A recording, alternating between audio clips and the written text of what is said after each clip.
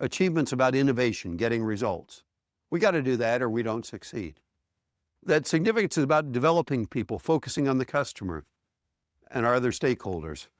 Frank Batten, how many of you know the name Frank Batten? Frank developed a company called Landmark Communications, the Weather Channel and things like that. He is the guy that said he'd pay $250,000 to get off the Forbes list. But he said, my purpose with my business is serving my customers. It's not about maximizing shareholder wealth. Profit is a constraint, not my goal. I want to serve the customers. If I don't make enough money, I go out of business. If I make too much money, it says I'm probably not reinvesting enough in my people, my community, and my product. And that was always something. I served on his board for 21 years. But he said, my purpose with my business is serving my customers. It's not about maximizing shareholder wealth. Profit is a constraint, not my goal. I want to serve the customers. If I don't make enough money, I go out of business. If I make too much money, it says I'm probably not reinvesting enough in my people, my community, and my product. He's also somebody who taught me a lot about fundraising.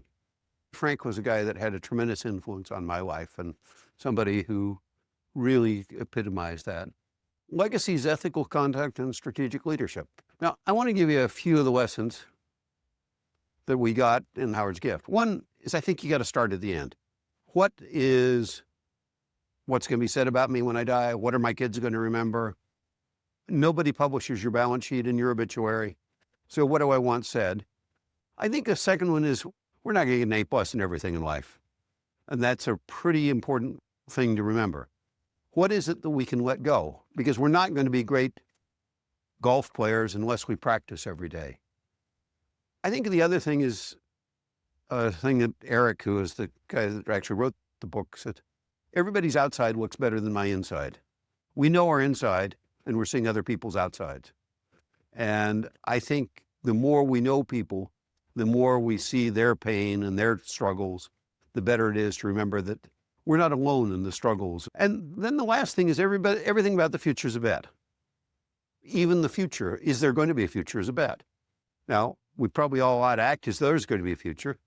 And I'm sad to see American savings rates where they are because it acts as though there is no future or somebody else will take care of us. Now, these are the truths I learned. Some of the questions asked, are we at an inflection point? I think back in my career, an inflection point, for those of you who weren't math majors, is where there is no tangent, there's no direction. And we all run into inflection points. My wife leaving was an important inflection point in my life. The decision to give up tenure was an important inflection point. Some of them are very visible, but I think so many people pass inflection points without ever stopping and saying, is this freeing me to make a change in direction? And I think of inflection points, whether they're negative or positive, as gifts. Because if you stop and recognize them, you can say, where do I want to do? The second question, is the juice worth the squeeze? By that, I mean, if you want a glass of orange juice, don't squeeze grapefruits. If the gun sounds, they want to run the race. The question is, are we going in the direction we want to go?